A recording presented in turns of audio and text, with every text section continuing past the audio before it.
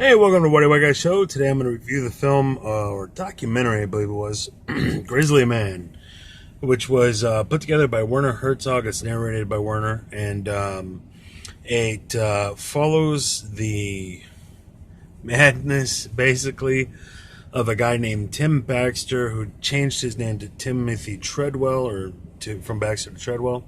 And he's a guy, if you haven't heard, he called him Grizzleyman and built a career on it. And for 13 years, he'd go up to the Alaskan wildlife refuge areas and live amongst fucking grizzly bears, which is madness. He lived with the same dozen or so grizzly bears. He thought he had an intimate connection with them and that grizzly bears were misunderstood, all this stuff. A lot of experts are saying they really just tolerated him. One guy conjectured that they thought he was retarded or insane, so they didn't meddle with him, which is plausible. And but as he did this, the documentary cuts between Tim Treadwell. He'd go up there, he'd set up a camera and get in front of the camera and narrate his times and adventures and explain the behavior of grizzly bears and what was going on. And then it would cut to friends of his, families of his, acquaintances, associates, and then Werner Herzog narrated the whole thing and was on camera a couple times talking to people. And it's fascinating, crazy, off-putting, bizarre, kind of hard to watch at times. Tim Treadwell himself, and this is according to everybody they interviewed, was a troubled dude. And he himself, he would go up there and not only talk about bears, but his personal life and his exploits. And what you gather is this is a guy that, normal kid growing up, he was a talented diver on the swim team, went to college, got into the wrong crowd, got into drugs, alcoholism. His life kind of went south from there. And he was kind of an aloof, not a violent guy or nothing, but a troublemaker. Like I said, he was addicted to drugs at one point. He almost died of an overdose. And then he found the bear thing somehow. I don't know that they really get into exactly how, but he went off to go live with the bears, and he was on a mission to save the bears. And that got him out of drugs and got him out of drinking and kind of was his life's pursuit. But one of the interesting things is they talked to different ecological experts as part of the documentary, and they're basically like, yeah, he didn't need to be there. You know, there really isn't. Brown bears aren't in danger of extinction. There is legal hunting of them, and one guy said you can kill about he said harvest, is his words, harvest 6% of the population and they'll still be fine. You know, they crunched the data on this with their birth rates, death rates. There's not a lot of natural predators for brown bears except for other brown bears, and the population will be about what it is and maintain itself, even if hunters go up there and kill about 6% of the population every year. And then Tim Treadwell made a big deal about poaching, and the same guy was like, we just really don't have a lot of poaching. It happens, but it's rare, and it's not going to harm the population as a whole. And then what was interesting is that the bears would kill each other, as they do. Males fighting over dominance of the pack or over a female. Males will kill a bear cub so that the female will stop lactating so they can have sex with it and have their baby with it. So it's like, as much as Tim Treadwell was like, I hate humans, I hate civilization, so evil, and then he filmed more bears killing other bears than ever had any evidence of humans doing it. And there's like one scene where some people are on a boat on a river, and a brown bear kind of is coming up to him, and they're throwing rocks at it and stuff. I really couldn't make out whether they were laughing at it and doing this to be horrible people, or if they were trying to keep it away. I couldn't really tell from what I saw. But it's just like it was a cause that nobody needed to take up. And he did a lot of, went to schools and talked to people about bears. And, but it was again, not a big deal. And now he died in 2003. It's now 2017. There's no bear crisis. There wasn't one then. There isn't one now. And so what I take from it is a guy who had a life that was going nowhere, thought high of himself, and this covered the difference. My life is going nowhere. This means, I mean nothing to anyone, not doing anything. Oh, I'm so wonderful. And the way he described it, he's like, am I amazing for doing, I'm paraphrasing, but he's like, am I amazing for doing this? Am I wonderful? Is it, I don't know. And it's like, no, you're not. It's kind of crazy. I mean, in that you did this for 13 fucking years, every summer for 13 years, and you live up there for several months, and you're not dead yet. That actually is kind of amazing. But not for the bears. And then another expert was like, yeah, he's actually doing more harm than good, because the bears are getting used to human beings. They're going to think all human beings are Tim Treadwell. And then they're going to approach a human being and either end up hurting a human being or getting hurt by a human being. This is a bad thing. And a lot of people tried to alert him to that, and he just wasn't having it because of his ego, to be quite honest. There was also a group of foxes that he was with, and they captured all this footage, but it's like, dude, you're feeding those things. The only reason they give a shit that you're there is because you're feeding them. And there's one scene where he's running through the grass and it's chasing him. It's, oh, running, chasing. No, it thinks you have food. So, of course, it's chasing. It wants lunch. And when it found out it wasn't getting shit, it stopped. And at one point, it took his hat and went down a foxhole, and it's just like into a fox's lair, den, whatever. And it's like, these foxes, and the one fox he said he knew for 10 years, and he would sit there and pet it, and it's like, that thing is half annoyed just waiting for a sandwich. That's not, you don't have some deep connection with that critter, dude. But he wanted to see it that way, because if not, who the fuck is he? What's his life?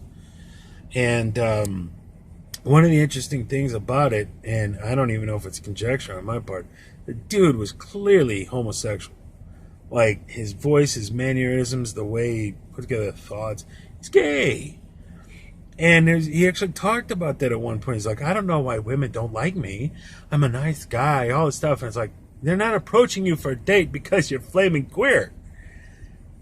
And the women, one of the women in the interview is like, and Werner Herzog says, he says that, she says that swears that their relationship was platonic. And it's like, yeah, she's not going to fuck you, dude. You're flaming. And he had a receding hairline that he was hiding. And it's just like, I could give a shit that he was gay, give a shit that he was going bald, but he was hiding from himself. This was a psychosis that he developed to lie to himself about what his life was. This was a troubled human being. And so it's like, man, you don't have some great deep connection with these things. They're tolerating you because they think you're a Looney Tune, because you're a Looney Tune. And bears, like dogs, man, they're intuitive creatures. They don't have the intelligence of human beings, but they detect emotions. They figure shit out. They're not retarded. Like Tim Treadwell. They're intuitive creatures. So it's like they knew something was off about this dude and kind of put up with him. And several times bears came up to him and challenged him. And he was like, stop that. Stop that. Why are you doing that? Don't do that. And then they walk away. He's like, but I still love you. But I still love you. And there's one point a bear pooped. And he went up to, he's like, isn't it so magical? It's a bear poop. And it's just like, the fuck. He got so into his own bullshit that it finally got him ate. And that's how he died. And I'll get into it in a minute, but then there was a point, so Tim Treadwell is like watching this, it's like hard to watch. The nature shot, he captured some brilliant shit on camera. Some absolutely amazing stuff. There's one big bear fight. Everybody points to these 2,000-pound grizzly bears are going at it. Joe Rogan did a thing on his channel, and he's like, that's ninjutsu. That's perfect ninjutsu. So these bears are really fucking fast, if you're not familiar. They're like 34 miles an hour runners. Very fast, very big, and they're fucking experts at fucking ninjutsu. Just don't go up there. You're not coming back. Holy shit. But he got some great footage, and that stuff is interesting to watch. It's kind of interesting. It's interesting when you're talking to the experts. The people who are educated in these fields who actually know a fucking thing or two about bears. And then talking to the guy who flew him up there, he's telling you, walking through going, and I'll get into it later, but he's like, this is where Tim died. This bear was creeping up on us and we shot it. All this stuff, flying out there. That's kind of interesting. But Tim Treadwell himself is just fucking off-putting. He's so weird. He's so out there.